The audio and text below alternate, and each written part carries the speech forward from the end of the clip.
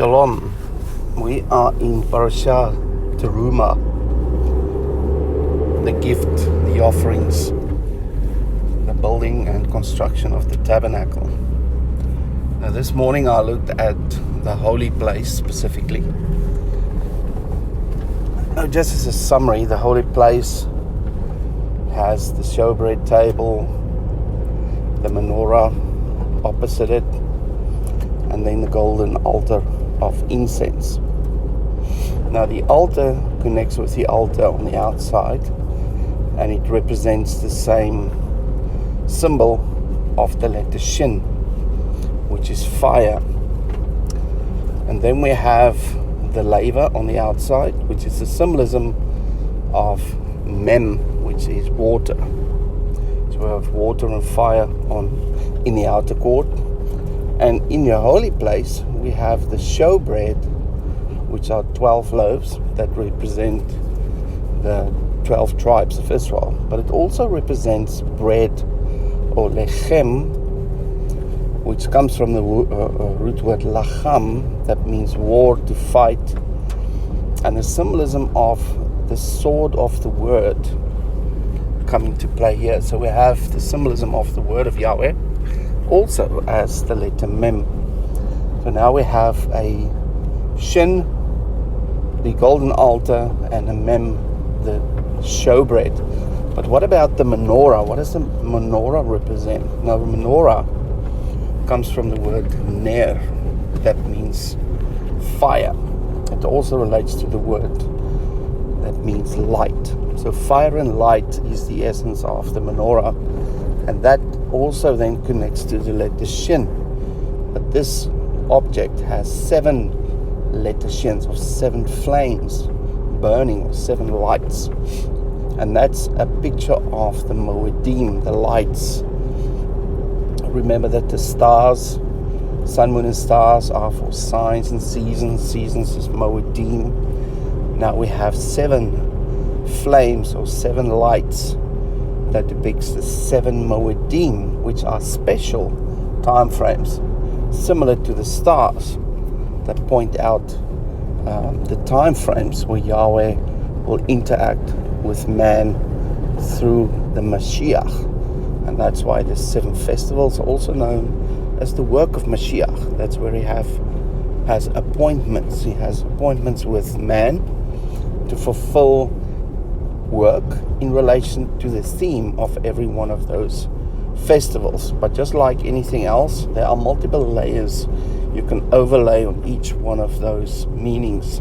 For example, the 7 festivals, the 7 stars, the 7 lights. The lights shine into the darkness and identify who the Mashiach is. That's one level.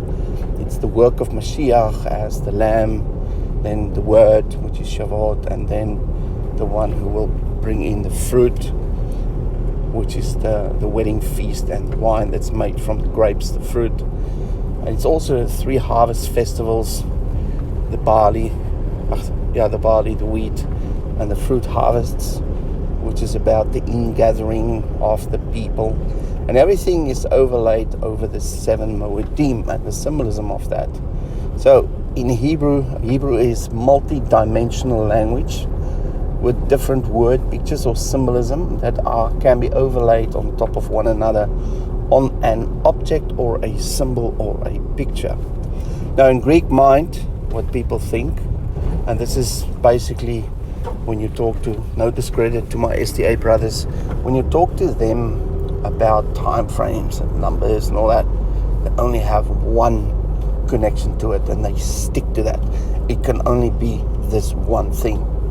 They cannot think about, there's maybe something else on another layer or another level that can interpret another pattern or another time frame or insights.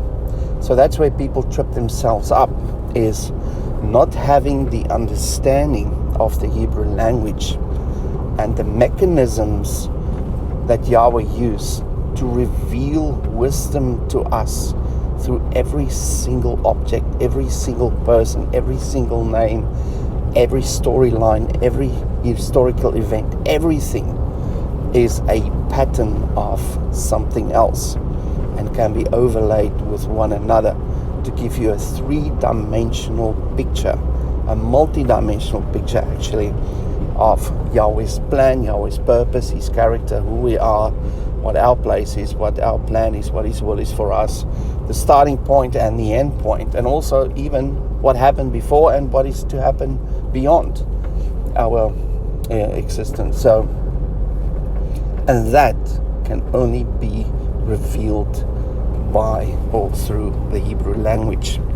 And if you dig into another layer, that's a deeper layer, is the layer of mathematics and numbers. That's a language. The example I used previously is that if you take the pyramids, they are constructed with certain key measurements and ratios, and stand throughout time, throughout history, and different cultures and languages can read the symbolism and the meanings of the language of mathematics and its ratios, and it tells the same story to all those cultures through different languages as they interpret it and describe it in their own tongue. So the language of mathematics and numbers are universal and exceed beyond time and culture and language. So that's the same essence that exists within the Hebrew language itself. It is a language that is written above time, above any culture, or above any understanding.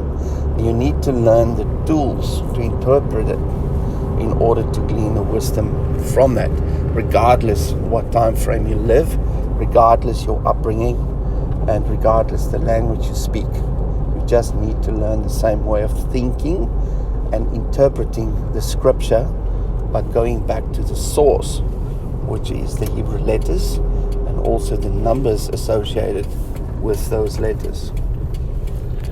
So that's a bit of a rabbit trail, just to give some context for those who are not used to this way of thinking, which I call Hebrew thinking. You have to change your mind.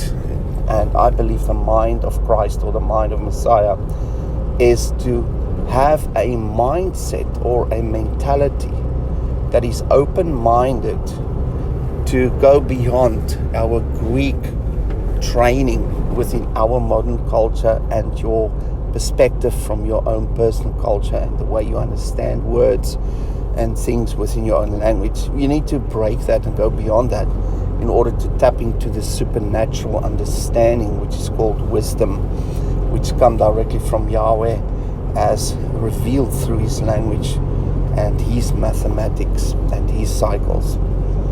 All right, back to the menorah. Menorah, the flame.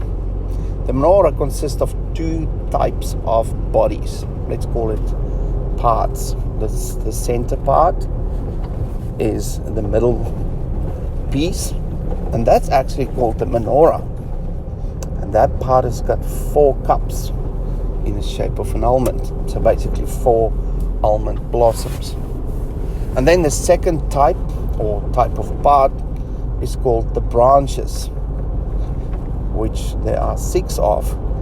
They hang off from the centerpiece, which is called the menorah, and they have 3 cups each in the shape of an almond blossom.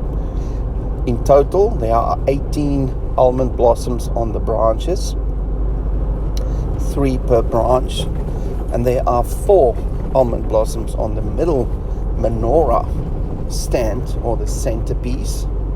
And number 4 means the work of Mashiach. Also relates to one centerpiece, which is the concept of Echad, or the letter Aleph, or Yod Heh Vav Heh. So the center part represents Yahweh Himself, as well as Mashiach. And that's got one flame in the middle, which is known as the foundation and the consuming fire, which is coming from the essence of Yahweh. Now the 6 branches, we know that number 6 is the 6th letter. That's the number of man. Man were created on day 6.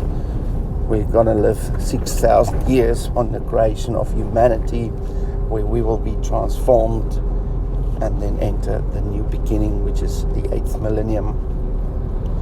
So anything to do with the branches has to do with man. And as we've seen last week, we had a lot of vavs in the middle of words. That means it's the center or the essence of that word. And it's always about man, the elevation of man, the transformation of man. But now we see the little vav sit on the outside, or the concept of the vav is outside. And the centerpiece is now the Aleph, or Yahweh, and the Mashiach, the number 4, the 4 almond blossoms. And we are now grafted into the olive tree, which is another symbolism of the menorah. And we're going to look at that next week, so I'm not going to reveal too much about it. Just put that in the back of your mind. And so the 18, number 18, is associated with the word chai, or life.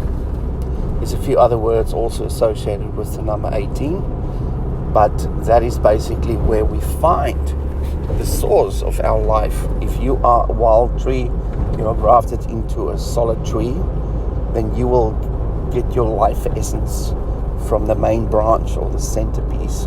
And that's the symbolism of the menorah. And then you will be transformed into one of the lights, which look like the main light, as we discussed 2 days ago. The essence of Ish, fire, add a Vav in the middle. It's Ish, that means male, or add a Hey on the end of fire, and that's Isha, that's woman. And they're all of the same kind. So we are in the image of Yahweh, and that image is fire or a flame. His flame is burning in the center, and man's flame is burning on the 6 branches on either side of that centerpiece called the menorah. Now we are going to look at the word branch. We are going to look at the second word branch, which means tribe.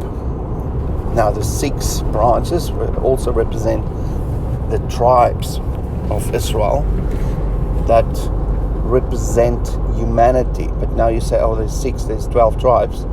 No, it's the number 6, that's man, that relates to a branch or 6 branches. There might be some deeper symbolism why 6 and not 12. I think part of that is because the tribes were scattered, and Judah, or the Jews, consist of 3 tribes, which is Judah, Benjamin, and Levi, and they return back to Israel. The reason for Judah is because he carried the bloodline of Mashiach. The reason for Benjamin was the temple was built on their part of the land, which was their inheritance. And the reason for Levi, because they were the priesthood that facilitated all the functions within the fixed structure of the temple that was built after the time of David and the reign of Solomon. So we see those 3 are very important. And 3 times 4 is 12. So we have sets of 3 that fits the symbolism of the menorah, with 3 branches on each side. And that brings the whole menorah into its full existence and capacity, expressing Israel. The other concept of the menorah we'll find out, and we're going to discuss that tomorrow, is in Isaiah 11 verse 2, which is called the work of the Spirit. Now, just like we have the work of Mashiach, which are the Moedim, 7 festivals, we have the work of the Spirit. And that is the process that happens, or the transformation process, which our Spirit facilitate inside the holy place to those who were transformed to become part of the kingdom of priests that has the right to enter the holy place. And they engage with that transformation process and the work of the Spirit to elevate them to a high level as part of their personal relationship with Yahweh, because only one priest could go in at a time into the holy place. So I'll leave you with that for today. We're going to talk about the rest of this tomorrow, and we're also going to talk about the Ark of the Covenant, which I didn't cover this week in my brief daily thoughts, but there's a few other bits and pieces relating to that, as well as the Holy of Holies. So in summary, we're going to look at the outer court, we're going to look at the inner court, or the holy place, that has two parts, which is the first chamber, the holy place, and the second chamber, the Holy of Holies, and the three gates, the three entry points, and then all the objects that is within each of them, and the symbolism and how that relates to us in our approaching Yahweh process, so that we can draw near to Him in a safe way, because He is a holy consuming fire. So I leave you with these thoughts. I hope you have a lovely day. We will elaborate on this tomorrow, and I hope you have a good day. Speak to you soon. Shalom.